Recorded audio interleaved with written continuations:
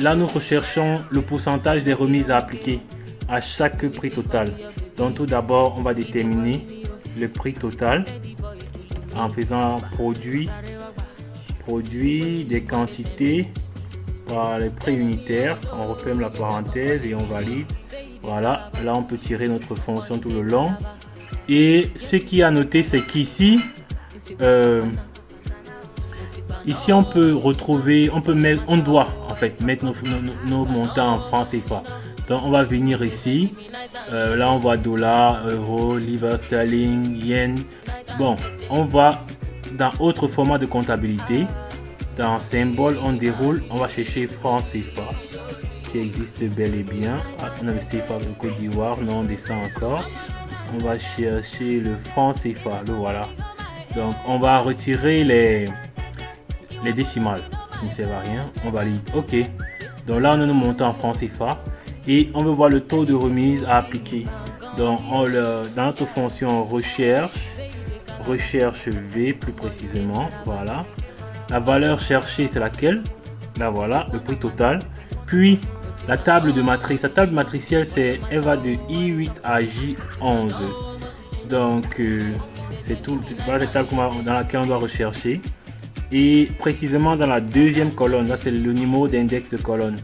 Donc et à la fin, pour conclure, on va prendre la valeur la plus proche. C'est pas la correspondance exacte, ça veut dire on veut pas exactement 25 000 uniquement, on veut les valeurs qui se rapprochent de ces montants.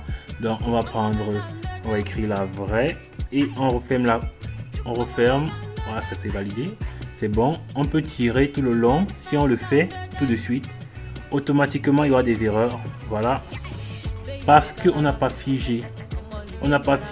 Vous voyez, quand vous ne figez pas, ça décale au fur et à mesure que vous travaillez. Donc c'est pourquoi il faut toujours figer avec F4 qui permet de faire apparaître les dollars avant et après. F4 encore là, je valide. Là maintenant je peux tirer tout le long et j'ai mes taux à chaque élément. Je le mets en pourcentage, voilà. Ok, je peux centrer pour une présentation juste, voilà.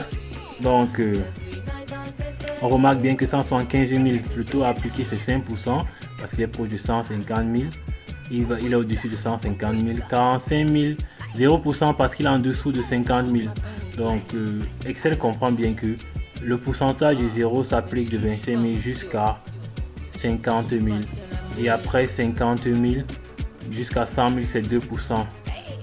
Là on va voir, on a un cas de 50 000 là, voilà, là c'est 2%. 31 000 c'est 0. 27 000 c'est 0. Donc on a 2% ici.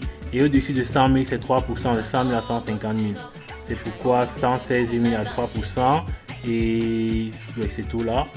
Bon, et au-dessus de 150 000 c'est 5%. 275 000 est à 5%.